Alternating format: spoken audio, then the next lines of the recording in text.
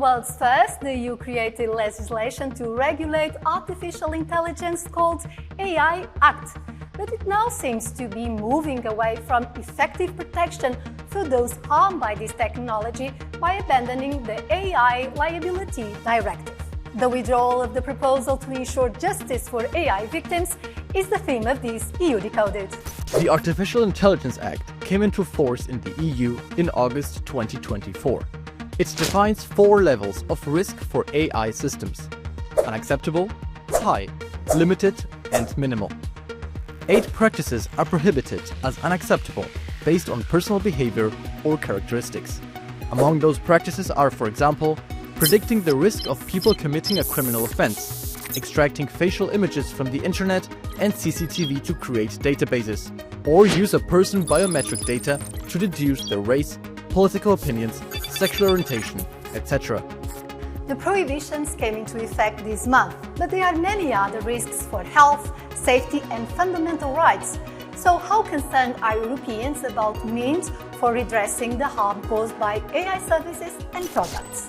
Jó lesz a végeredmény, nem tudjuk, hogy mennyire lesz okos a végeredmény, hogy szuperintelligencia lesz, vagy csak marad ilyen, mint most, hogy szupportálni tud minket, így még nem tudjuk azt sem megítélni, hogy mennyire veszélyes. Biztos, hogy kéne olyan döntéseket hozni törvényileg, amiben megtiltjuk például, hogy egy kisgyerek a másikat a mesterséges intelligenciával tudja úgy bántani, zaklatni, mert kamuprofilok, kamu videók, hangfelvétel alapján generálnak felvételeket, és a többi. Pues, para como está planteada ahora, creo que es una ayuda a las tareas que hacemos en el día a día. Entiendo que según vaya se desarrolle la inteligencia artificial, pues irá detrás el marco legal. Puede hacer mucho daño también. Pues montarte cosas, inventándote también. Yo creo que es una tecnología sumamente interesante, pero también muy peligrosa si no se tiene una regulación adecuada, ¿no? With us is Cynthia Kruth, which follows EU's tech policy. So the European Commission proposed the AI Liability Directive 2 years ago. What was the goal at the time and why does it want to drop it now? The AI Act was agreed last year and now starts to apply. The liability rules would harmonize the approach in Europe, so not to have 27 different laws regarding this, and actually would also find it easier for consumers to find a place where to complain against faulty AI products. But the European Commission, they published their work program for 2025 a few weeks ago, and it was on the list to withdraw. They don't think that it made enough progress and it will not make enough progress neither in the next months. And why do we need an AI liability directive when there is a product liability directive that somehow also covers digital products, namely software? Yeah, the two exist and they were actually proposed around the same time. There's a big difference because the product liability directive only covers faulty products, so actually material damage.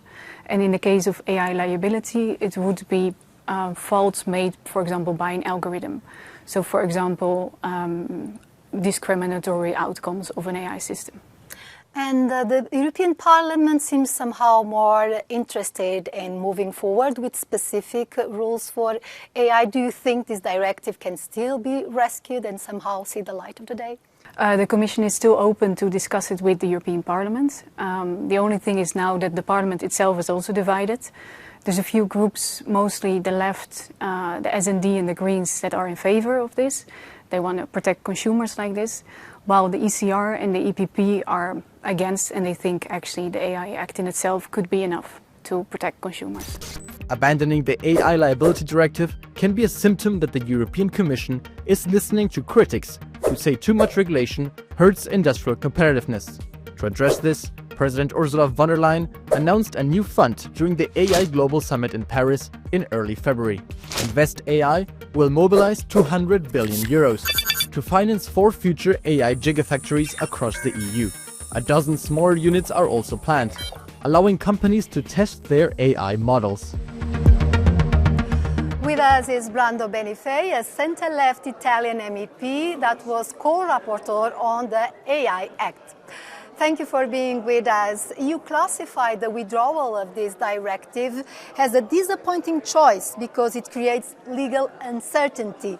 What are the risks at stake? Today, the product liability rules are difficult to apply in a proper way to protect consumers, citizens, workers, the vulnerable people, as well as small and medium-sized businesses when we deal with AI. So we wanted specific rules because having no rules for this means that the 27 member states will end up having different liability regimes. So we know this will be the outcome, and it would hinder our competitiveness. Well, the Commission said that the proposal was stalled, but it seems open to continuing discussing this matter. What could be the strategy to get rules that would help the individuals to defend their rights when it comes to IA? So we have different ways. Directive would still be the best way forward. A light legislation, not too heavy, but that can create a minimum common standard. The alternative is to recommend certain rules to the member states, but that's a weaker way because it leaves more space for governments to just not do anything and ignore the indication. The other way could be to modify directly the product liability legislation, which is also, for various reasons, a bit of a cumbersome approach. So the President of the European Commission has said, and I quote, AI should be a force for good and growth. Do you think regulation is somehow affecting the competitiveness of the EU when compared to China and the US? I think our competitiveness in Europe is hindered by various factors. We have less access to capital for investment in the digital area. We need more infrastructure for computing. And then we have the issue of having streamlined and clear rules. But we cannot renounce to protecting our citizens, our businesses, our public institutions, our democracy from the risks of discrimination, of disinformation, of damage by misuse of AI. The AI Act will be fully applicable by 2027, but the EU also doesn't want to lose the innovation race.